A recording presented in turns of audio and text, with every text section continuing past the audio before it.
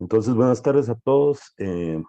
Estamos acá sustituyendo a José Lucha en la moderación debido a situaciones personales que le impiden estar con nosotros hoy.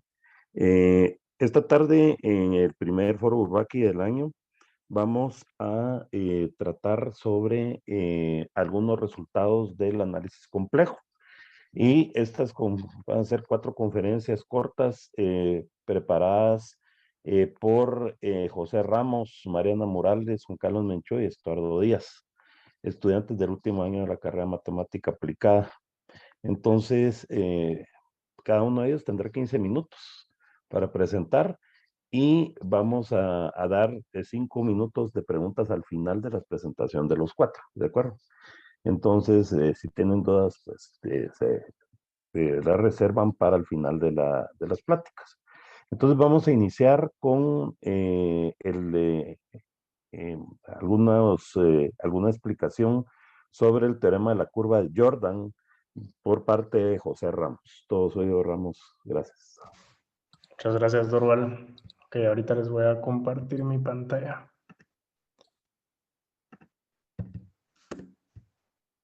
Ok, ¿ya pueden ver? Sí. Bueno, entonces les voy a presentar, como dice Dorval, el teorema de la curva de Jordan. Para dar una introducción, primero vamos a hablar de nuestros objetivos el día de hoy. Primero, nos vamos a dar cuenta de las implicaciones que tiene este teorema para el análisis complejo. ¿Sí? Segundo, vamos a dar cuenta que topología es la que hace el trabajo. Este teorema no se va a demostrar con teoría de análisis complejo. Es teoría puramente de topología. Y vamos a realizar un esquema de la prueba en el caso de los complejos, porque hay una generalización, pero la que vamos a hablar nosotros es sobre los complejos. Entonces, primero vamos a dar 3 definiciones para poder entrarle al teorema. Primero, una curva de Jordan. Entonces, una curva en R2 o los complejos que es homotópica al círculo unitario es una curva de Jordan. Una curva es homotópica al círculo unitario si se puede encontrar una homotopía entre el círculo unitario y esta curva. O sea, si podemos deformarla de manera continua en el círculo unitario. Y esto es equivalente a decir que la curva de Jordan es una curva cerrada y simple. La segunda definición es una componente de un conjunto A. Es un subconjunto que es un conexo y maximal. Maximal es en cuanto a la contención. Entonces, esto básicamente es decir que si tenemos un componente de A, no existe ningún otro conexo más grande que lo contiene. Ahora, la tercera, vamos a decir que un conjunto A separa a 2 puntos X y Y si estos 2 puntos se encuentran en componentes diferentes del complemento. Ahora vamos con un par de ejemplos de curvas de Jordan. Acá podemos ver una elipse. Es una curva bastante sencilla. Y acá tenemos una curva de Jordan un poco extraña, pero sigue siendo cerrada y simple. Por lo tanto, cumple con ser una curva de Jordan. Entonces, ahorita vamos a ya enunciar el teorema. El enunciado dice que una curva J cerrada y simple, o sea, una curva de Jordan, va a separar el conjunto, los complejos sin la curva, o sea, su complemento, en exactamente 2 componentes. Una componente no está acotada y además la frontera de ambas componentes es la curva. Acá no dijimos que la otra componente, dijimos que una no está acotada, la otra vamos a darnos cuenta haciendo la prueba que sí está acotada. Y además, aquí podemos ver que que la frontera, o sea, vamos a definir la frontera. Esto va después, pero en compleja, cuando hablemos de la frontera de un abierto, generalmente vamos a referirnos a la curva que encierra ese abierto. Y por eso ahorita vamos a ver la importancia en compleja. Ahora vamos a hablar de 3 teoremas que hablan del interior de curvas. La fórmula integral de Cauchy, la fórmula integral de Cauchy para derivadas, es bastante similar a la anterior, solo que es una generalización. Y el teorema de residuos. Entonces estos 3 teoremas tienen en común que la premisa comienza de esta forma. Si gamma es una curva en los complejos y f de z es analítica sobre y en el interior de gamma, entonces, y después va la conclusión. La conclusión de estos ahorita no nos interesa, lo que nos interesa es la premisa. Entonces hay que darnos cuenta que dice analítica sobre y en el interior. Sobre está bastante fácil de entender, o sea, quiere decir, es analítica en cada punto, ¿verdad?, de la curva. Lo que no sabemos qué es el interior, o sea, el interior de gamma, nosotros nunca definimos qué era el interior de una curva. En los complejos nunca lo definimos.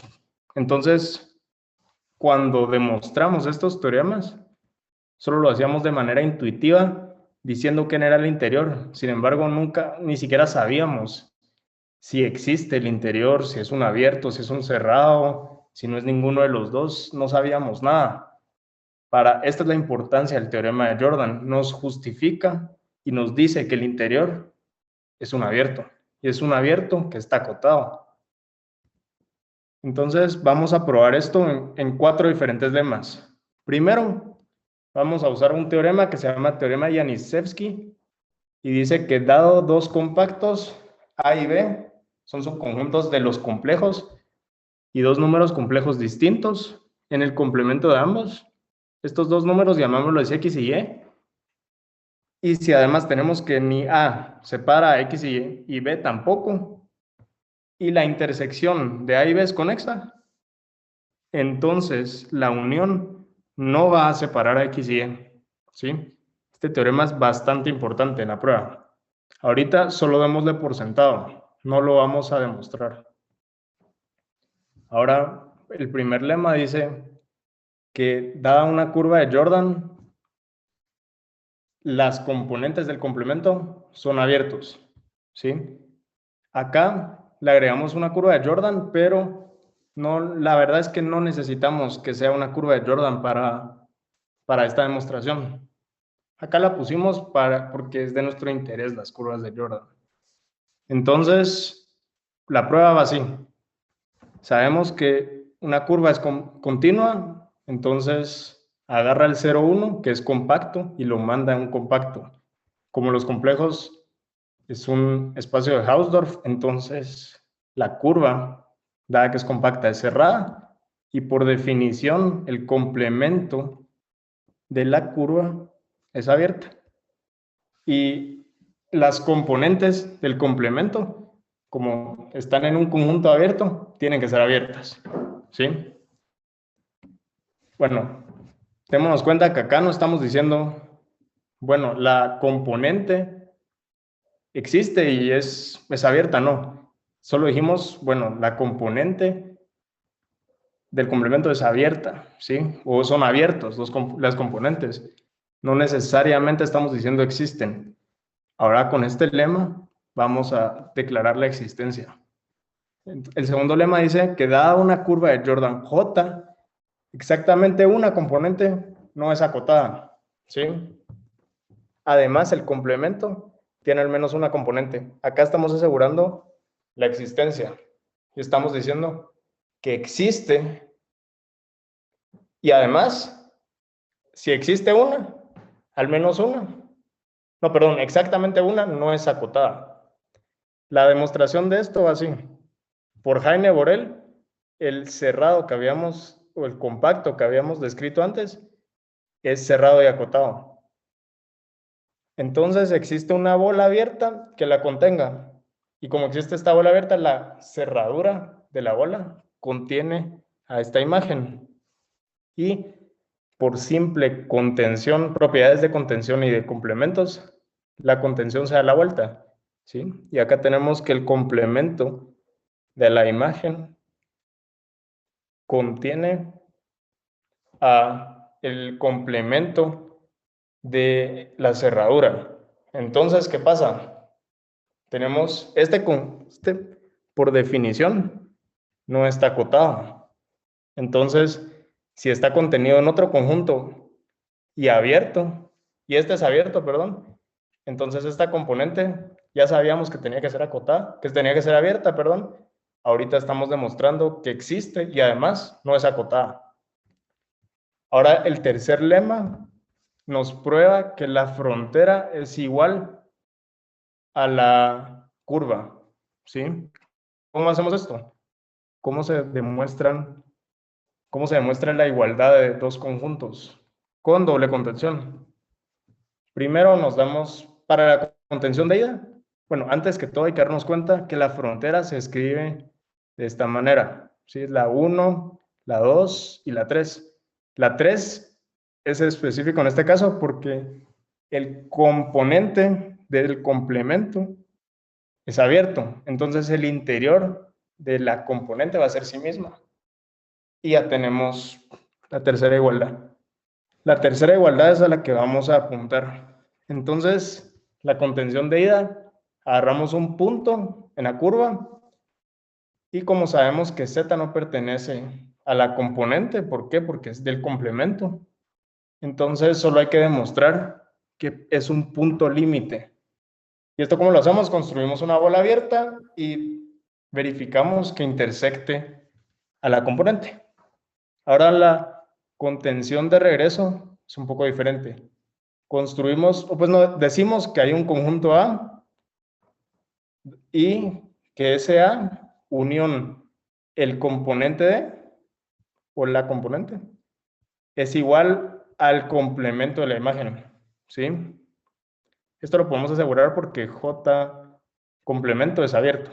Entonces, ahora decimos que la frontera contiene al complemento de la componente, lo escribimos así y tenemos que argumentar simplemente que no puede pertenecer, que un punto en la frontera no puede pertenecer a A, por lo que tiene que pertenecer a J. ¿Sí? Ahora vamos con el cuarto lema. Este ya es el más difícil. En este se termina la prueba. Vamos a decir, el enunciado dice que el complemento de la imagen de la curva tiene exactamente dos componentes. Lo probamos en dos casos. El primero, decimos, bueno, supongamos que la curva tiene un segmento de línea, ¿sí? Y nos aprovechamos de este segmento de línea, construimos un abierto donde el segmento de la curva que se queda dentro es totalmente un pedazo de ese segmento de la recta, ¿sí? Y después dividimos el conjunto, a ver si lo puedo agrandar, dividimos esa bola abierta que se formó ahí en dos, en D positivo y D negativo. Después ahorita vamos a ver qué pasa. Pero lo importante es que tenemos una recta acá adentro, ¿sí? Ahora vamos a construir dos compactos. Ahorita usamos el teorema de Janicevski. Entonces vamos a construir dos compactos, ¿sí? Y después vamos a argumentar, vamos a suponer por el absurdo que esta curva que está acá, que la curva no separa a dos puntos, ¿sí? ¿A quiénes dos puntos? Vamos a escoger un punto en D más y un punto en D menos. Entonces, ahora vamos a suponer que la curva nos lo separa y por la forma en que construimos esa bola abierta y que tenemos ese segmento de recta ahí, claramente la curva separa, porque si nos recordamos que era separar es que el complemento, que esos dos puntos se encuentran en diferentes componentes en el complemento, ¿sí? Pero como vamos a argumentar esto, vamos a terminar con un absurdo, ¿sí? Gracias al teorema de Janicevski. Y ahí está básicamente completa la prueba del caso 1. Ahora el caso 2 es mucho más difícil. ¿cómo lo hacemos? Tenemos que venir y decir, hay un pedazo, como no hay ninguna recta, nosotros la vamos a construir. Entonces vamos a construir un pedazo de recta. En el dibujo, por ejemplo, sería de A hasta este punto donde termina el segmento de recta y tilde, y vamos a cortar, ¿sí? Vamos a cortar la curva en dos. Después vamos a tener dos curvas, aplicamos el teorema de Janicevsky, pegamos las dos curvas otra vez y hay que argumentar que que esta componente que está acá, que ya sabemos que hay una, es la misma que esta, ¿sí? Y eso lo hacemos con propiedades de bolas abiertas. Entonces, eso, por cuestiones de tiempo, no vamos a entrar en detalles de la prueba, pero les voy a dejar la referencia. Está en este libro, Dieudonné, se llama Foundations of Modern Analysis.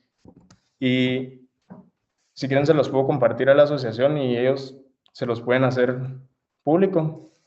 Pero si nos dimos cuenta, probando el teorema de hoy, solo usamos conceptos de topología. Entonces ese era el otro objetivo de hoy. Además de darnos cuenta de las implicaciones en compleja, era darnos cuenta del poder que hay en la topología. Entonces, muchas gracias. Gracias, José. Pasamos ahora con Mariana.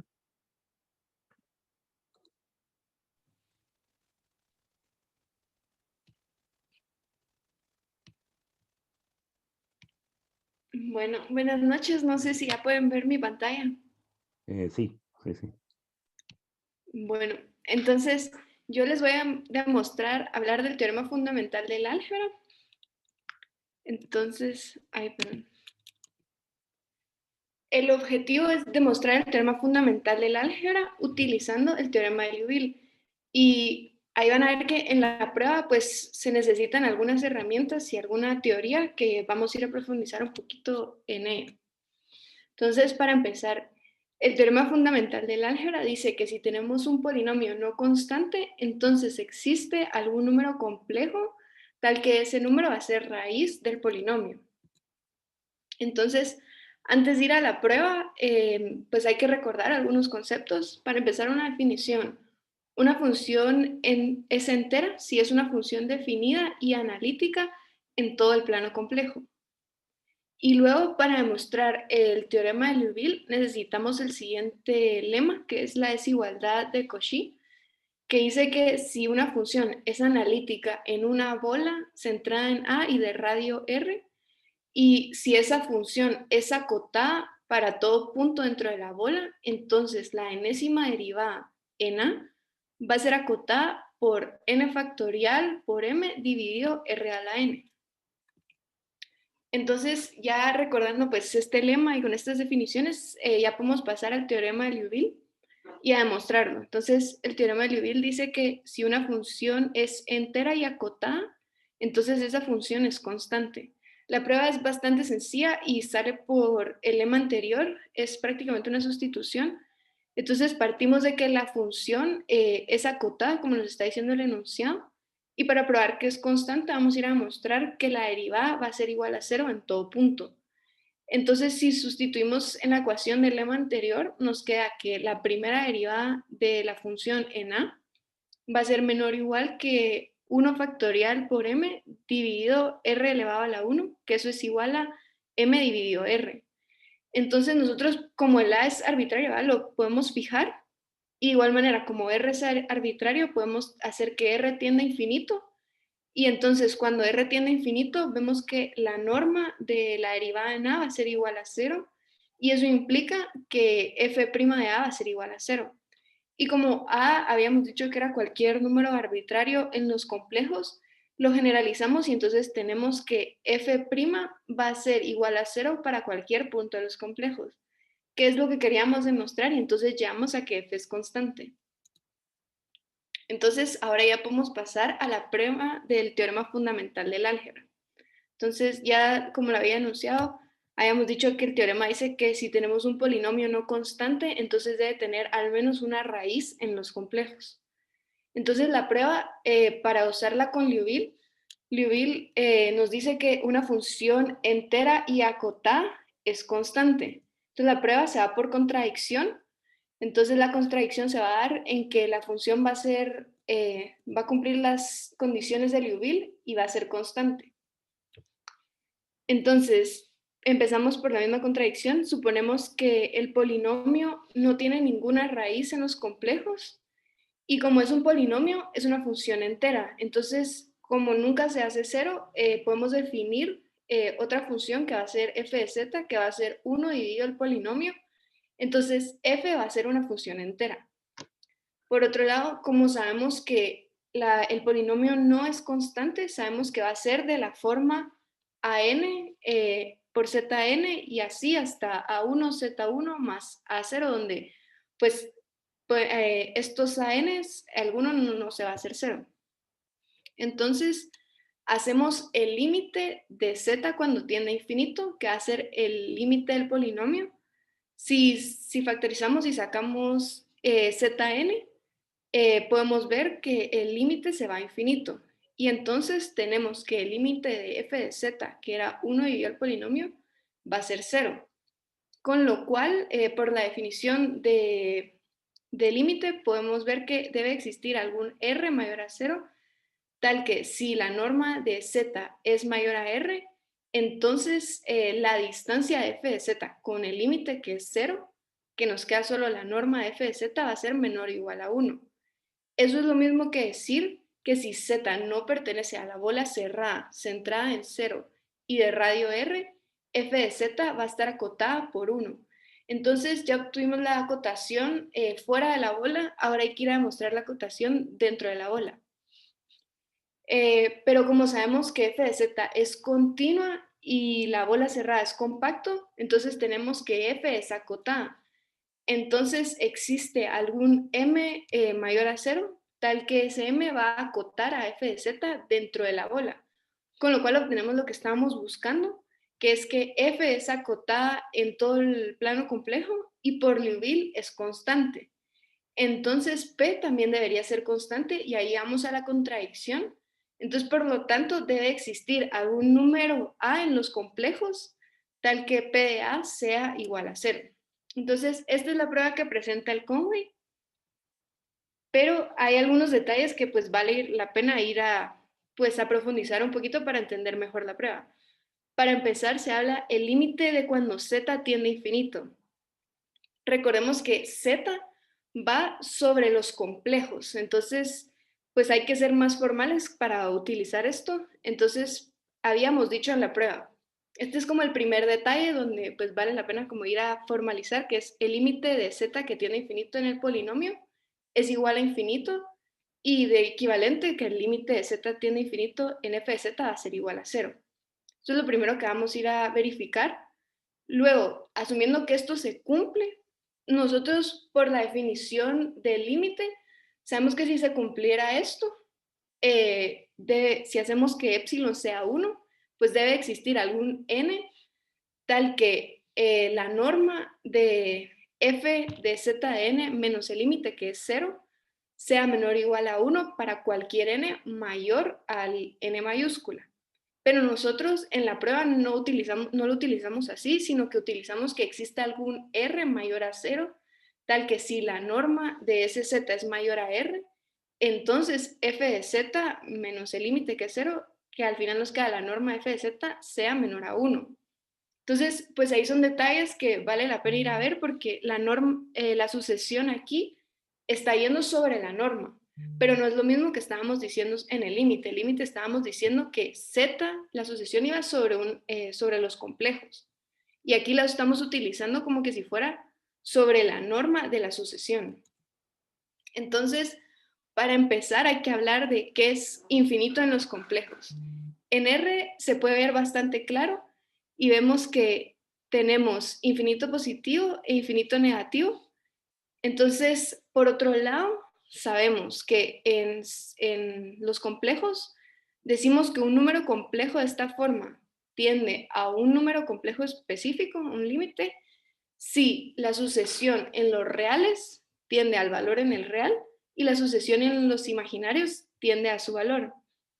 Entonces, siguiendo esta misma lógica, podríamos pensar, entonces, bueno, si una sucesión en los complejos tiende a infinito, Es lo mismo que decir que la parte real tiende a infinito y que la parte imaginaria tiende a infinito. Entonces podríamos pensar, bueno, entonces infinito lo vamos a tomar como infinito más i infinito, pero como habíamos dicho que en los reales tenemos infinito positivo e infinito negativo, siguiendo esta misma lógica nos podríamos preguntar qué pasa entonces en los complejos. Tendríamos estos 4 infinitos que serían las 4 combinaciones, infinito más i infinito, menos infinito y así. Entonces, pero luego sale otra cuestión. ¿Qué pasa con los números de la forma infinito más i3 o infinito más i7? O por otro lado, ¿verdad? 7 menos i infinito. Entonces, hay que ir a formalizar este concepto. Entonces, la solución para formalizarlo es el plano complejo extendido, que esto es los complejos unión con infinito. Entonces, para hablar de esto, hacemos la representación de este conjunto, que son los complejos, el plano complejo extendido, con una esfera unitaria en R3. Entonces, sabemos que la esfera unitaria en R3 van a ser todos los puntos en R3 que cumplen la siguiente ecuación: x1 cuadrado más y1 cuadrado más z1 cuadrado es igual a 1. Entonces, lo que hacemos para hacer la equivalencia es que para cualquier punto en el plano de los complejos, que es el plano que pueden ver aquí, trazamos la recta que pasa por ese punto y por el n, que es el polo norte. Entonces, gráficamente se puede ver que se va a intersectar con la esfera en un único punto. Entonces, para cualquier punto en la esfera, sin tomar en cuenta el polo norte, vamos a tener un punto en el plano y cada uno va a ser único. Entonces, viendo un poquito qué pasa con esto, vemos que si la norma de z es mayor a 1, entonces su imagen en la esfera va a estar en el hemisferio norte. Si su norma es menor a 1, entonces la imagen en la esfera va a estar en el hemisferio sur.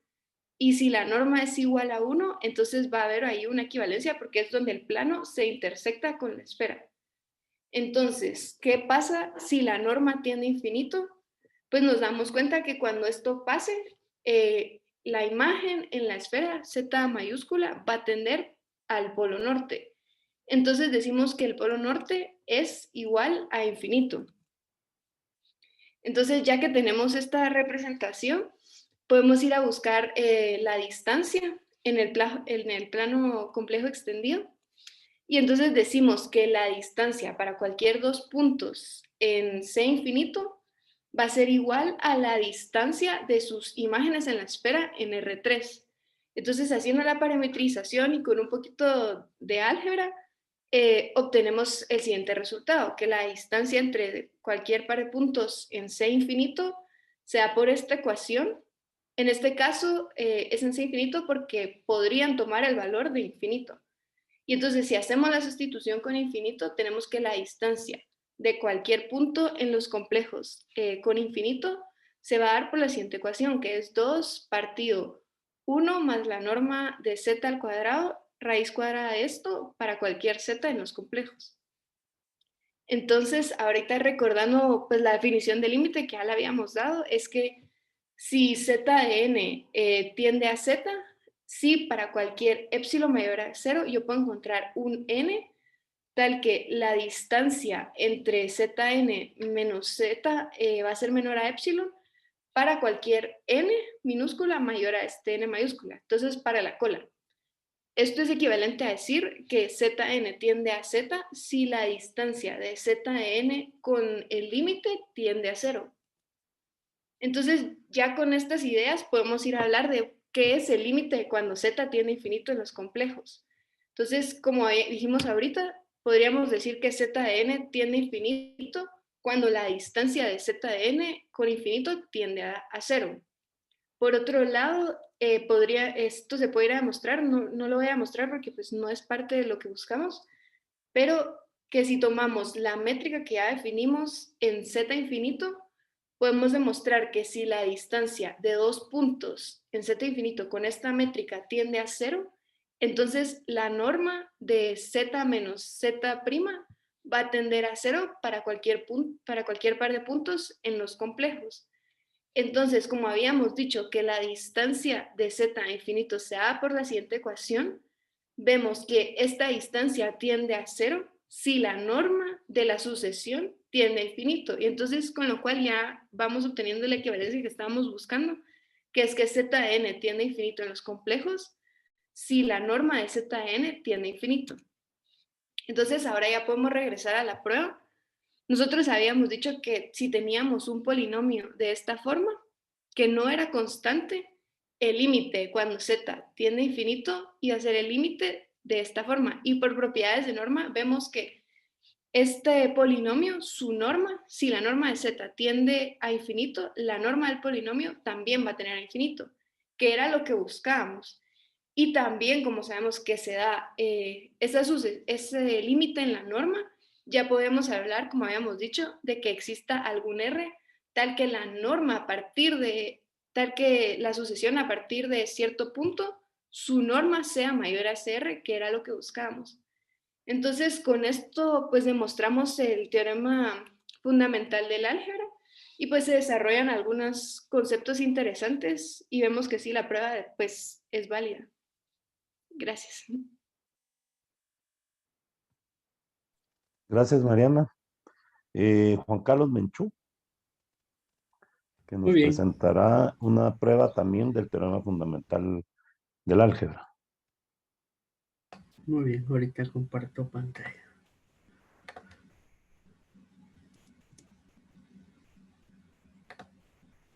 No sé si ahí ve mi pantalla. Sí, se ve, Juan Carlos. Muy bien.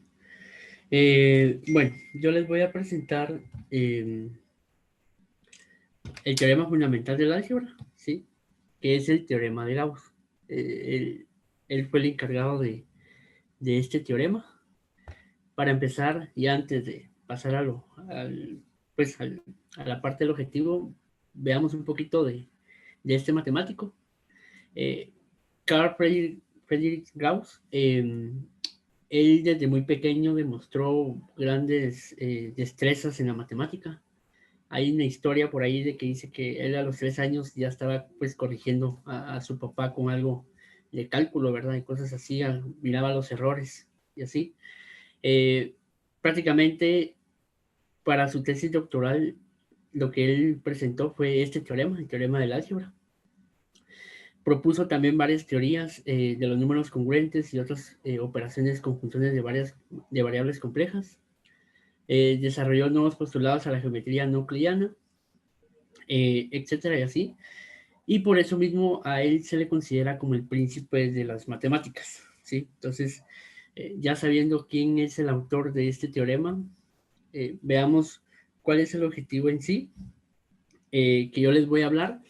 No les voy a presentar una demostración formal como tal, sino que lo que les voy a hablar es más bien las ideas que utilizó Gauss para la demostración de su teorema, ¿sí? Ese va a ser el objetivo de la presentación. Entonces, veamos. ¿Qué dice el teorema? El teorema dice que dado un polinomio con coeficientes constantes que pertenece a los complejos y n es mayor a 0, o sea que no es constante, entonces f tiene al menos una raíz. Es decir, que existe un z que pertenece a los complejos, de tal forma que al evaluar ese z en el polinomio, lo anula, ¿sí? Al ver esto, pues parece que es un poquito complicado ver así como que cómo voy a encontrar un z que lo anule, ¿verdad? Pero para ver un poquito más de esto, hablemos o para entender pues la idea de Gauss, hablemos del mapeo, ¿sí? Hablar del mapeo de un plano complejo a un plano complejo. Esta idea es básicamente la misma cuando hablamos, pues si hablamos de R en R, o si bien hablamos de R2 a R, pues en ese caso cuando es de cálculo de varias variables, ¿verdad? Entonces, ¿qué prácticamente es el mapeo? El mapeo es, si nosotros tomamos un Z de este plano, quiere decir que geométricamente, o sea, lo podemos ver como una asignación de cada Z. o sea, una asignación de un z en la otra copia del plano. A esta copia, pues a esta imagen le vamos a llamar W es igual a F de Z y lo vamos, van a ver por qué lo notamos de esta forma. Y esto que prácticamente quiere decir que para cada Z que yo tengo en este plano, por medio de la función F de Z, ¿sí? Yo voy a encontrar una imagen, ¿sí? En la copia del plano. O sea, voy a encontrar una copia, voy a encontrar su imagen en esta copia del plano, ¿sí? Lo que quiero ver, o mi objetivo aquí más que todo es qué pasa cuando yo le aplico o quiero aplicar este concepto a ciertos conjuntos, ¿sí? De plano. Es decir, por ejemplo, ¿qué pasa cuando yo se lo aplico a un círculo de radio R? ¿Sí? Este círculo de radio R, si cuando yo le aplico a la función, lo que queremos encontrar es su imagen, ¿sí? Por medio del mapeo. Entonces, en particular o en general, la imagen puede ser el mismo círculo o bien puede ser una curva un poquito más compleja, ¿verdad? ¿Sí? No necesariamente es un círculo, sino que puede ser una imagen más compleja. Entonces, ahora bien, para dar una mejor idea de todo este concepto, veámoslo como ejemplo, ¿sí? Un ejemplo muy sencillo y luego vamos a ver qué pasa cuando aplicamos otro ejemplo.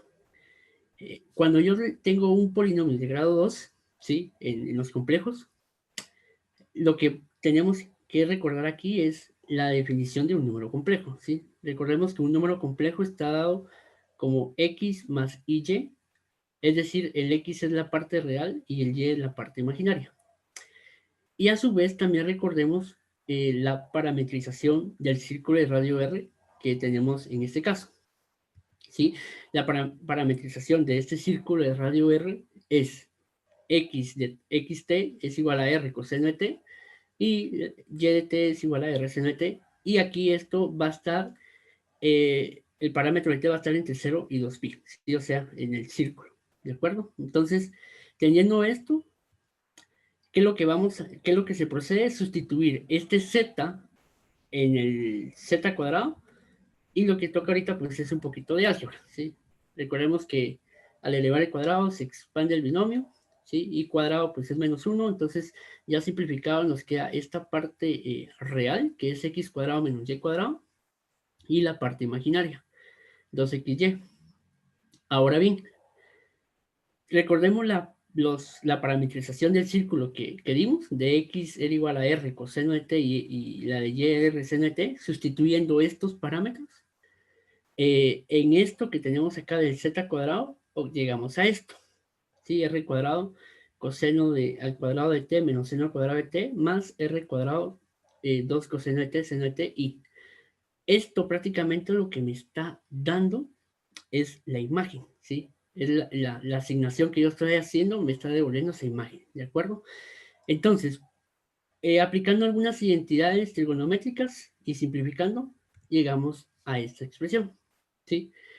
Esta expresión, lo que quiero, pues, o lo que quiero que vean acá es que si la imagen, el dominio estaba entre 0 y 2pi, la imagen va a estar entre 0 y 4pi, ¿sí? ¿Esto cómo se ve? Se mira de la siguiente forma. O sea, la imagen va a ser un círculo de radio r al cuadrado con de 0 a 4pi. Entonces veamos cómo se ve. Se ve de esta forma. Mientras acá doy una vuelta, aquí voy a estar dando 2 vueltas, claramente. ¿Sí?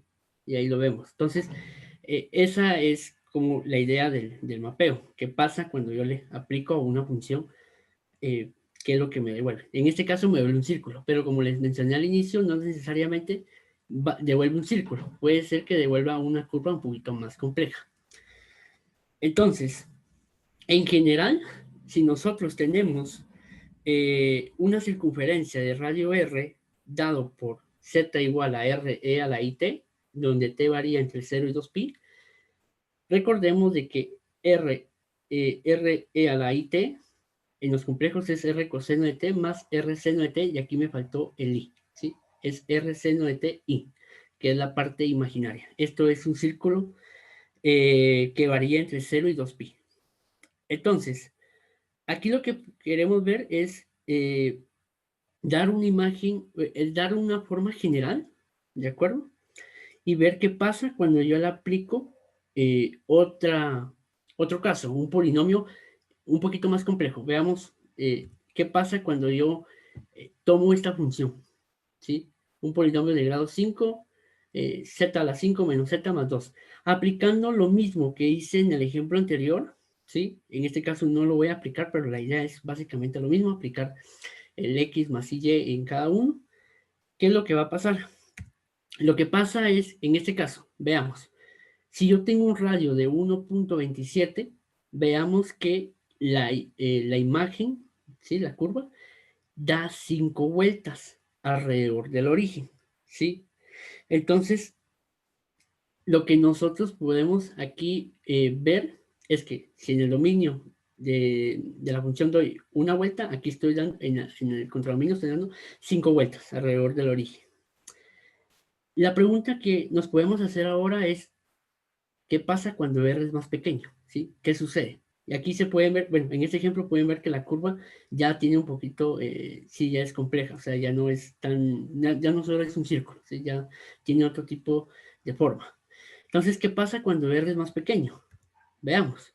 Con un radio de 0.6, tenemos que cuando el dominio da una vuelta, en el contradominio, pues, de hecho no pasa en el origen, ¿sí? Y ahorita les voy a explicar por qué les estoy mencionando que no pasa, pues no da vueltas en el origen, ¿sí?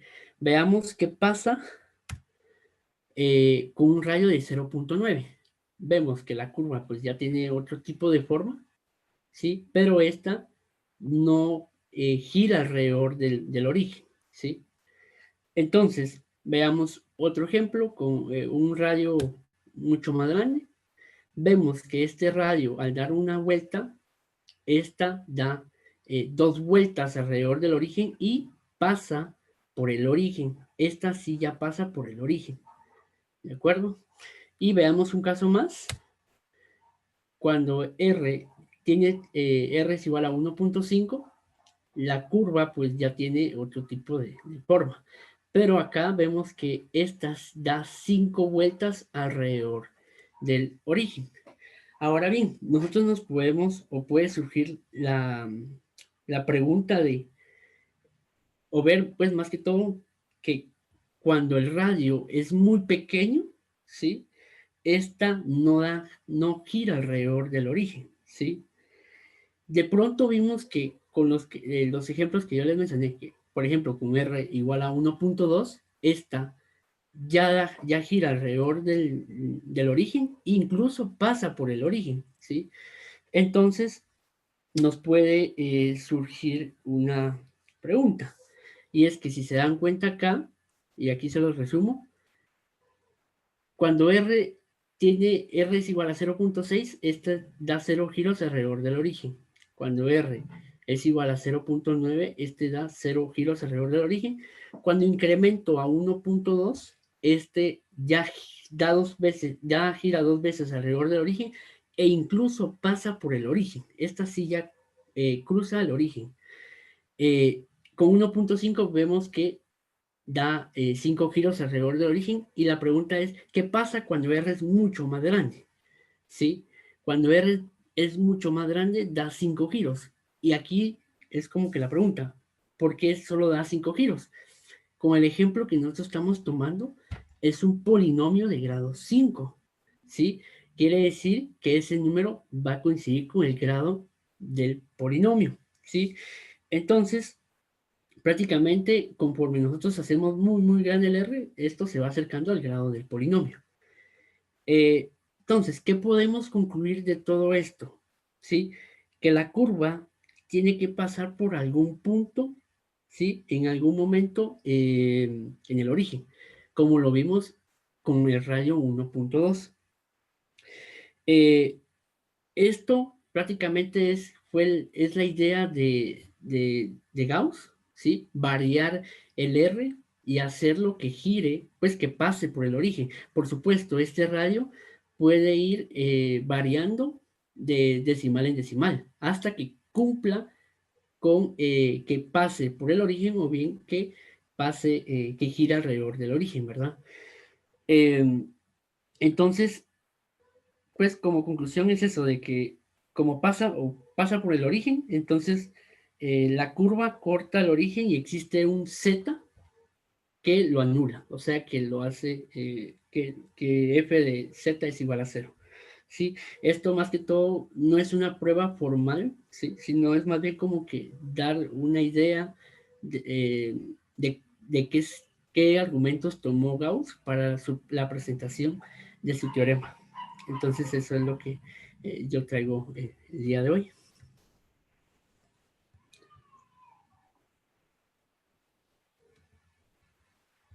Sí.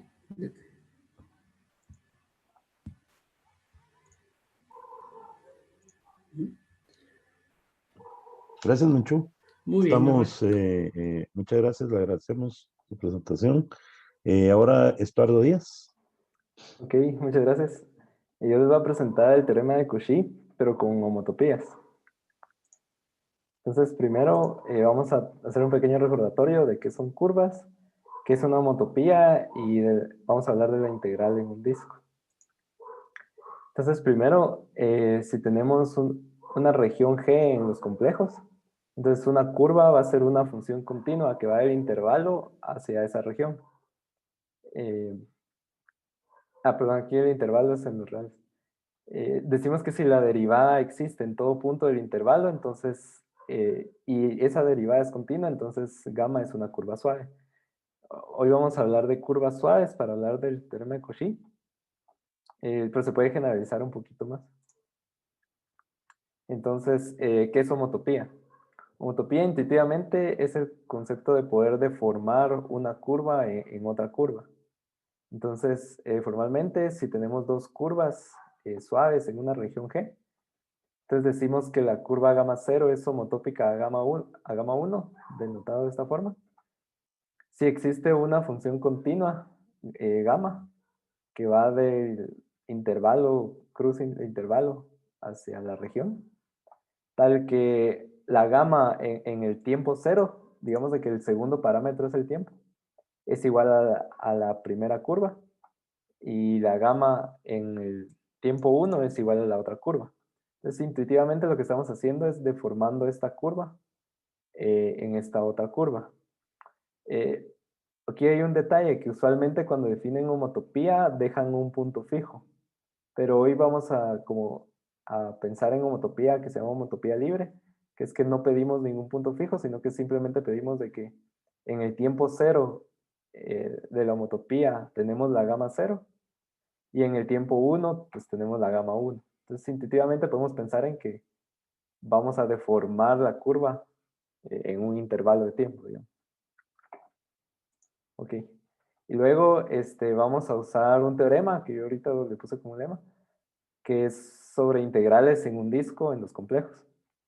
Entonces, si tenemos gamma es una curva cerrada suave y f es una función analítica dentro de un disco, digamos de radio R, centrada en A.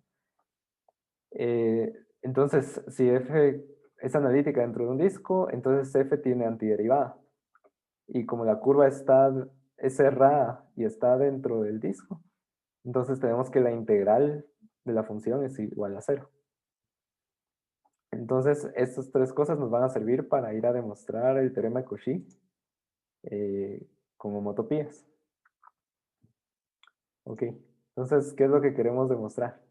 Lo que queremos demostrar es de que si tenemos dos curvas, gamma 0 y gamma 1, que son curvas cerradas suaves y que son homotópicas en una región G, entonces para cualquier función analítica en esa región, vamos a tener que las integrales coinciden.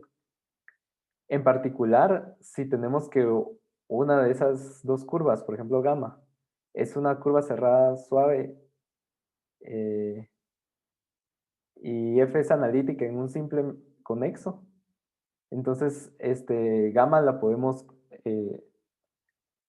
intuitivamente como que la podemos achiquitar hasta un punto, entonces gamma es homotópica a un punto y por lo tanto la integral en un solo punto es 0. Entonces, en particular, la integral de la función sobre gamma va a ser igual a 0. Entonces, lo que queremos demostrar es de que la integral de una función analítica es invariante respecto a homotopías de curvas cerradas, suaves, ¿verdad? Entonces, vamos a ir a ver la demostración. Entonces, ahorita aquí hay un poco de detalle, ya después nos vamos a ver un poco más la intuición. Entonces, si gamma otra vez es la homotopía entre estas dos curvas, aquí el i es el intervalo de 0 a 1. Como gamma es continua y el intervalo de 0 a 1 al cuadrado es un compacto, entonces por ser continua sobre un compacto, gamma es uniformemente continua. Y por lo tanto su imagen también es un compacto. Ahora, como la imagen es un compacto y es un subconjunto de la región que es un abierto de los complejos, entonces va a ser un subconjunto propio. Es decir, que yo siempre voy a poder encontrar como una distancia entre la imagen y el complemento de mi región. Es decir, yo puedo, digamos, pensémoslo así. Esta es mi homotopía. Yo voy a tener una región más grande que la homotopía, pero la homotopía siempre va a estar contenida propiamente en mi región y siempre va a haber como una distancia que va a separar mi homotopía de la región. En particular, yo puedo cubrir por bolas abiertas a la homotopía, que la homotopía es como el conjunto de todas estas curvas. Yo puedo cubrir con bolas abiertas sin salirme de la región. Y eso es lo que nos va a servir para la demostración. Entonces aquí, esto es pura formalidad de que como es un subconjunto propio, entonces existe un entero n, tal que si yo subdivido, digamos, si yo subdivido esta homotopía en cuadritos suficientemente pequeños, me voy a quedar dentro de una bola abierta de radio R, y ese radio es suficientemente pequeño como para que yo no me salga de mi región.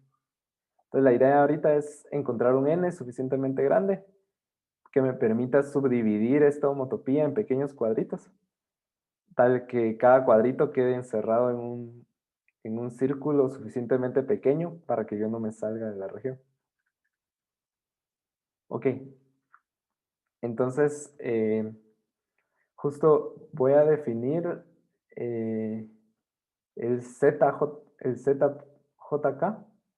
va a ser la homotopía en este punto, que imagínense que aquí cada curva, la curva de arriba, digamos, es una de estas curvas que está definiendo la homotopía, y de ahí tengo otras como en líneas verticales, por así decirlo.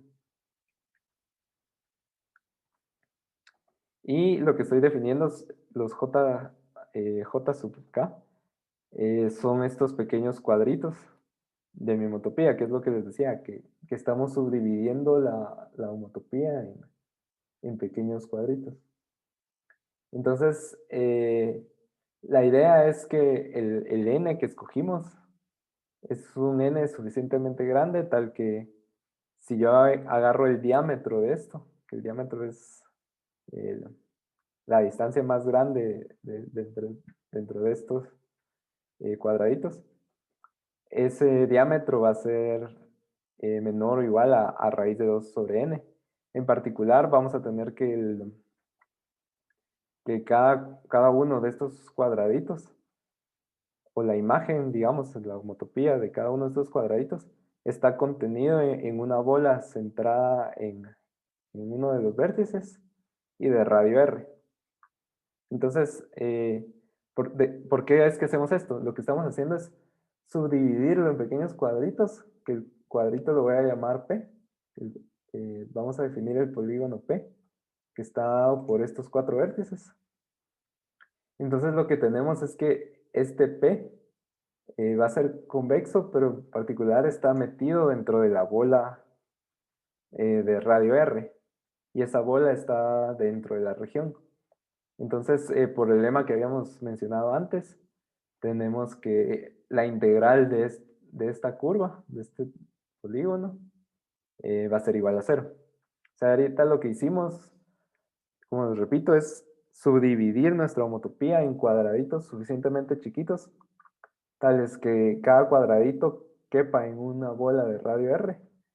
Y por lo tanto, usando el lema, tenemos que la integral de esta pequeña curva es igual a 0.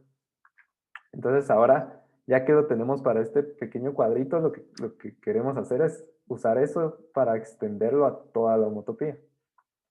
Entonces, ahora podemos demostrar que la integral de gamma 0, bueno, la integral de f sobre gamma 0, va a ser igual a la integral de f sobre gamma 1. Entonces, lo que vamos a hacer es, vamos a repetir el mismo procedimiento, creando diferentes polígonos, pero que pensemos que cada polígono es como estas líneas punteadas, que son como, es como mover la curva inicial un poquito, de poquito en poquito hasta llegar al gamma 1. Entonces, justo vamos a subdividirlo con los cuadraditos que tenemos, vamos a construir las curvas, y entonces vamos a demostrar que la integral de f en la primera curva es igual a la integral de f en la segunda curva, que es igual a la tercera, que es igual a la cuarta, etcétera, etcétera, hasta llegar a la última curva. Entonces, primero tenemos que demostrar que con estos polígonos podemos aproximar a la primera curva. Entonces, digamos aquí la curva suave que se mira es nuestra gamma y el Q es este polígono que está aquí adentro. Entonces, para ver que las dos integrales coinciden, vamos a ver esta pequeña esquina. Entonces observemos que si sigma de t es igual a gamma 0 de t en este intervalo, es decir, esta pequeña esquina redonda que se mira aquí, entonces si recorremos primero gamma sub j y luego recorremos esta recta, que es pasar del punto zj10 hasta zj, esta curva es suave dentro del convexo, bueno, dentro del convexo, dentro de una bola cerrada, perdón, una bola abierta de radio R, centrada en este punto. Entonces, aquí lo que estamos haciendo es simplemente agarrando estos puntos que definen el polígono. Otra vez, el polígono es como, bueno, los puntos son suficientemente, perdón, partimos la curva suficientemente veces como para que el polígono se aproxime suficientemente a la curva, tal que esta pequeña curva que tenemos aquí esté dentro de una bola abierta dentro de la región. Y por lo tanto, por lo que habíamos visto antes, la integral de esta pequeña curva es 0. Y bueno, y lo mismo pasa para cada uno de estas regiones de la orilla. Entonces, en particular, si miramos la sumatoria de todas las integrales que estamos haciendo, lo que nos damos cuenta es que estamos recorriendo toda la curva por afuera y también estamos recorriendo todo el polígono en sentido opuesto. Entonces, como la suma es igual a 0, podemos despejar y tenemos que la integral de la curva suave de afuera es igual a la integral del polígono Q sub 0. Ok, ahora para demostrar, digamos que ahorita ya demostramos que estos polígonos que estamos creando aproximan a esta curva gamma sub 0 y la integral es la misma. Entonces ahora vamos a demostrar que si calculamos la integral en una de las curvas dentro de la homotopía, definida por los polígonos, podemos saltar al siguiente escalón y la integral sigue siendo igual. Entonces para eso, para ver que la integral sobre el q sub k de f es igual al q siguiente sobre f, entonces notemos que por el argumento del principio la integral de la función en cada uno de estos cuadritos es igual a 0. Entonces, si sumamos la integral de todos los cuadritos, que son finitos, igual la integral va a ser 0. Pero notemos que cada vez que hacemos la integral sobre esta región y pasamos en una dirección por uno de estos lados, y luego cuando hacemos la integral sobre el otro cuadrito, recorremos esta misma trayectoria pero en sentido contrario. Entonces cuando calculamos las integrales, esta trayectoria y esta trayectoria se anulan porque tienen direcciones opuestas. Entonces cuando hacemos la sumatoria de las integrales sobre cada uno de estos cuadritos, lo que podemos hacer es anular todas estas caras adyacentes y solo nos queda la curva exterior y la curva interior. Y notemos de que la curva exterior va a ser un Q sub K, que es digamos una de estas líneas punteadas, y la otra va a ser la siguiente línea punteada, pero en dirección opuesta. Y como la suma de las integrales es 0, en particular tenemos la igualdad. Y así es como demostramos entonces que, digamos, la integral de cada una de estas líneas punteadas podemos pasar a la siguiente y la integral es la misma. Entonces podemos empezar en gamma sub 0 e irnos moviendo poco a poco hasta llegar a gamma sub 1 en la homotopía. Y la integral es igual. Entonces, ahí ya demostramos el teorema de Cauchy. Y bueno, las referencias lo saqué del libro de variable compleja de Conway. No sé si hay dudas. Bueno, agradecemos a Estuardo su presentación y no sé si alguno de los presentes tiene algún comentario o alguna pregunta. Damos unos minutos para ello.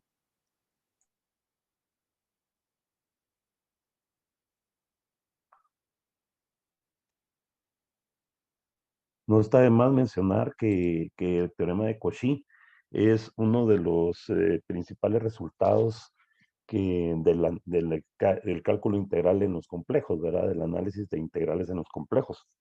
La idea es que tiene podemos verlo desde dos perspectivas, hay más, ¿verdad? Pero en las presentaciones que hemos visto hoy en la noche, desde dos perspectivas principales, que es, bueno, lo que dice el teorema básicamente es que es una función analítica, es decir, es diferencial en el sentido de los complejos.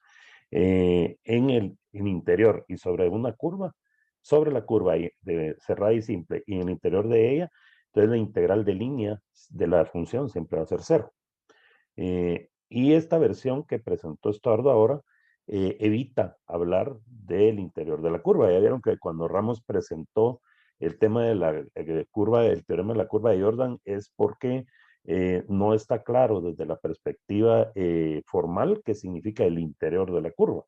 Hay que formalizarlo. Entonces a esa se le llama versión intuitiva del teorema de Cauchy, y la que acaba de presentar Estuardo, dado que no utiliza explícitamente el concepto del interior de la curva, es una versión formal del teorema de Cauchy. Pero ven ustedes el nivel de sofisticación que tiene.